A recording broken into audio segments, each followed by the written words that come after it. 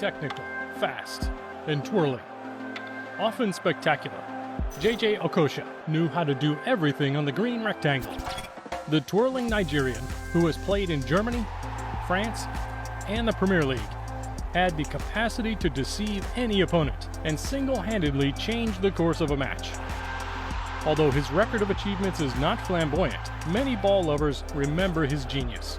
Here is a look back at the career of a player who was a delight on the pitch, who became a legend in Nigeria. Subscribe to Megafoot, the best of football in video. Augustine Azuka Okocha was born in Nigeria in 1973, in a country where football was not the focus. He started out in Enugu, learning on bumpy fields. At 18, his life took an unexpected turn. One of his friends, a player at Borussia Neunkirchen in the German 3rd Division, invited him to Europe. There, he took part in the training of the first team. In just 30 minutes, JJ dazzles. Instantly, the club's management decided to offer him a contract. The gamble paid off, as Okocha quickly became a regular starter. In 35 appearances for Borussia Neunkirchen, he scored 7 goals. In just a few months, JJ Okocha made a name for himself in Germany. Eintracht Frankfurt decided to recruit him in the winter of 1991. On the Bundesliga pitch, the Nigerian was unstoppable. The fans were crazy about him. It was during his second season that he scored a mythical goal against Karlsruher SC. He turned the legend Oliver Kahn on his head.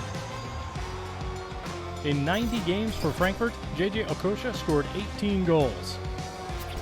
He took advantage of his popularity to stand up to his coach Jupp Heynckes on several occasions, without his image being tarnished. His time in the Bundesliga has left us with the impression that he is a talented player, but also a fight against racism. When I first moved to Europe, it was Germany that I went to, and the rate of racism was too high then. I never knew I was black until I got to Germany. In the summer of 1996, Okocha won the Olympics with the Nigerian national team. His team was amazing, beating Brazil and Argentina in quick succession. This was thanks in no small part to talented players such as Babayaru and Kanu. After this victory, Okocha was the object of much interest. It was finally in Turkey, at Fenerbahce, that the 23-year-old dribbler would bring all his genius. He spent 2 seasons there and became an icon. JJ plays at his best, regular and above all decisive. He easily won the hearts of the Fenerbahce fans, but also the respect of the entire Turkish league. In 62 appearances, he scored 30 times, thanks in part to an exceptional strike from a direct free kick. On the pitch, the playmaker was flamboyant, yet his reputation struggled to grow throughout the old continent. In 1998, after a failure in the World Cup in France with Nigeria, Paris Saint-Germain sought him out for a record amount at the time of more than 17 million euros. Augustine JJ Okocha arrived in France. Despite numerous injuries, the number 10 managed to distinguish himself in his first minutes in the Parisian shirt. When he came on in the 76th minute of a match against Bordeaux, Okocha scored his first goal, a gem. His technique is well above the average in France, but it was not enough to lift his club above 8th place in the league. His dribbling and his heavy ball striking will continue to plague France for another 3 seasons. It was during his last year that he formed a mythical duo with Ronaldinho for 6 months. 2 players with an outstanding technique, but whose chemistry will never take place. The 2 artists spent only 853 minutes together on the field. The coach, Luis Fernandez, preferred a more balanced and defensive team. What a disappointment. Imagine these 2 at their top level. The 2002 World Cup in Japan was another failure for the Nigerian national team. Okocha struggled to show his young teammates the way. That summer, at the end of his contract, he left PSG and joined the Premier League, Bolton, where he found Bernard Mendy, Yuri Djorkaeff, and Ivan Campo. The Reebok Stadium quickly made him its favorite.